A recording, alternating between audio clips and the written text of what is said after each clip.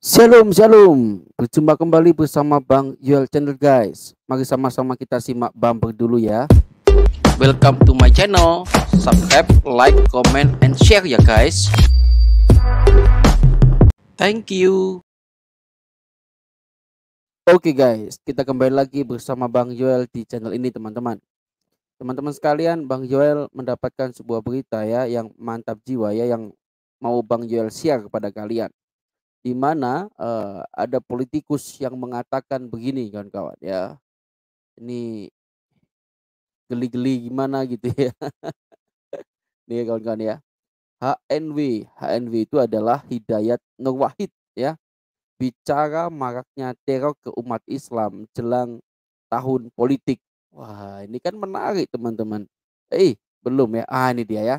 Nah, ini kan menarik kawan-kawan bagi Bang Yoel. Kenapa menarik? Karena kan Indonesia ini kan mayoritas adalah Muslim ya, umat Islam. Tapi kok merasa mereka ini diteror begitu kan? Kan aneh-aneh aja ya. Yuk coba kita akan simak baik-baik teman-teman untuk beritanya guys ya.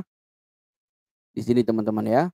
Wakil Ketua MPR ya, RI Hidayat Nur Wahid HNW prihatin. Wah, bahasanya keren ya. Prihatin karena memasuki tahun politik, teror terhadap umat Islam baik pribadi, simbol maupun organisasi terjadi secara beruntun. Lah, yang neror itu siapa begitu kan? Menurutnya dalam kasus ini yang paling penting bukan hanya menangkap pelakunya, tetapi juga mengusut tuntas hingga penjatuhan saksi keras terhadap pelaku serta aktor intelektualnya. Ya, HNW menilai berulangnya tindakan teror dan kriminal terhadap tokoh agama ataupun simbol agama juga membuktikan semakin pentingnya rancangan undang-undang perlindungan tokoh dan simbol agama untuk segera dibahas dan diundangkan katanya. Aneh-aneh aja ya. Saya apresiasi aparat kepolisian bisa segera merespon dan menangkap para pelakunya katanya. Tetapi mestinya tidak hanya ditangkap, apalagi bila ujungnya pelaku dinyatakan tidak waras. Seperti kasus-kasus yang teror terhadap masjid dan tokoh agama Islam yang terjadi sebelumnya. Sangat penting untuk menghadirkan sanksi tegas. Wah ya, ini menarik kawan-kawan, tegas dan keras untuk menciptakan efek jera serta mengusutnya secara tuntas siapa di balik aksi-aksi itu ya, agar tidak berulang lagi.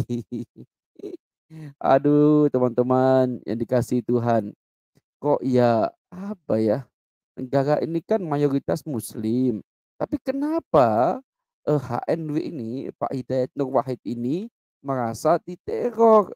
Lantas yang meneror Anda itu ya siapa gitu ya? Nah guys, kita mau dengarkan dulu guys. Ini petinggi NU ya, Pak D KBN ya. Pak D KBN sudah membahas hal ini teman-teman ya. Tapi ini menjadi pembelajaran penting buat kita ya. Mari sama-sama kita dengarkan ya Pak D KBN Nusantara guys ya. Kita mau dengarkan, kita cuplik dari channelnya Bang JDP aja ya. Oke ya, kita lihat deh. Kita dengarkan ya teman-teman ya. Ini mantap jiwa guys. Kita dengarkan. Assalamualaikum warahmatullahi wabarakatuh, saudara-saudaraku sebangsa setanah air yang saya cintai, saya banggakan. Saya bacakan dulu berita yang menurut saya menarik tetapi tidak mutu, bikin jengkel gitu. Ya ini pernyataannya Hidayat Nur Wahid, politikus PKS. Dia merasa mengatakan bahwa menjelang pemilu ini banyak teror ke umat Islam. Tuh jengkeli banget. Wakil Ketua MPR RI Hidayat Nur Wahid prihatin karena memasuki tahun politik, teror terhadap umat Islam baik pribadi, simbol maupun organisasi terjadi secara beruntun. Urung-urung wis berketiga wong. Sing diteror siapa? Yang menteror siapa? Teror terhadap umat Islam pribadi, simbol mana yang diteror? Menurutnya dalam kasus ini yang paling penting bukan hanya menangkap pelakunya, tapi juga mengusut tuntas hingga penjatuhan sanksi keras terhadap pelaku serta aktor intelektualnya. HNW menilai berulangnya tindakan teror dan kriminal terhadap tokoh agama atau simbol agama juga membuktikan semakin pentingnya RUU perlindungan tokoh dan simbol agama untuk segera dibahas dan diundangkan. Nur Wahid, ente gimana sih? Umat Islam di Indonesia itu mayoritas.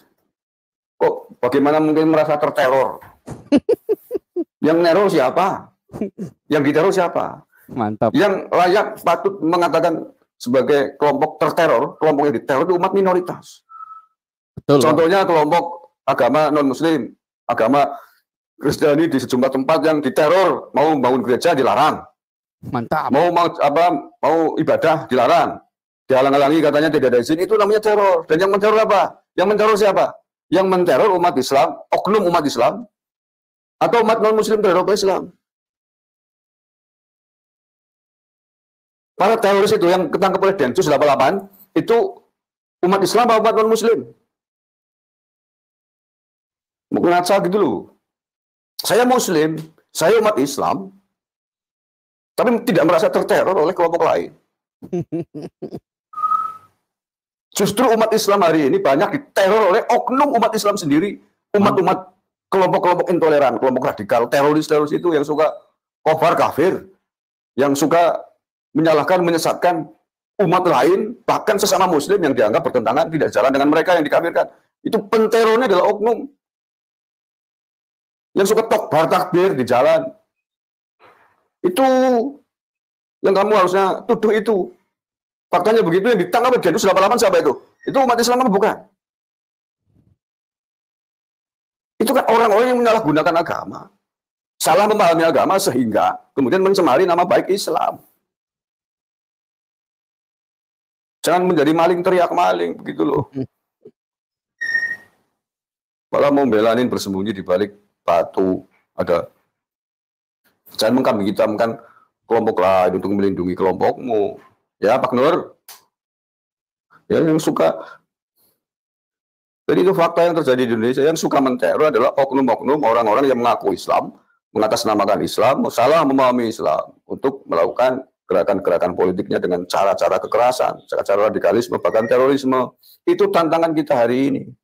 Justru yang menteror adalah oknum-oknum yang mengaku Islam dengan takbir-takbirnya itu, dengan khilafah-khilafahnya itu yang menteror. Umat Islam bukan itu. Islam adalah agama yang rahmatan lil alamin, tidak mengajarkan radikalisme, tidak mengajarkan terorisme. Tetapi kesalahan di dalam memahami agama, kesalahan di dalam mengambil pelajaran agama, membuat umat Islam rentan terjerembab, terjerumus dalam paham-paham intoleran, paham-paham radikal, yang pada gilirannya bisa melahirkan orang-orang, melahirkan para teroris. Itu yang kita khawatirkan itu, ya. Jadi kalaupun kemudian Anda merasa terteror, adalah perasaan terteror oleh oknum-oknum sesama muslim sendiri yang salah, menyimpang memahami agamanya. Bukan agama Islamnya. Agama Islamnya jelas rahmatan lil alamin. Al-Qur'annya benar. Kita sebagai umat Islam wajib meyakini itu. Tetapi seseorang yang berteriak atas nama Islam, atas nama Al-Qur'an belum tentu benar. Mengapa belum tentu benar? Karena belum tentu benar di dalam memahami Islam, di dalam memahami Al-Qur'an.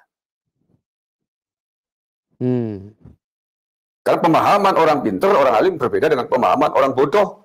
Orang bodoh memahami Islam hanya dari terjemahan Al-Quran. Yo, rentan tersesat. Rentan salah memahami. Lah ya jangankan memahami agama, memahami ayat-ayat suci, memahami Al-Quran, memahami pesan-pesan Tuhan, memahami pesan-pesan manusia pun kalau bukan ahlinya bisa salah paham. Memahami resep dokter kalau bukan ahli kesehatan, bukan dokter ya bisa salah paham. Makanya perlu belajar kepada dokter agar bisa menjadi dokter yang handal, agar bisa menjadi dokter yang benar. Belajar dulu ke dokter yang sudah ahli. Mantap. Di fakultas kedokteran, bukan hanya belajar membaca buku-buku kesehatan, buku-buku kedokteran tanpa ada pembimbing dari dokter.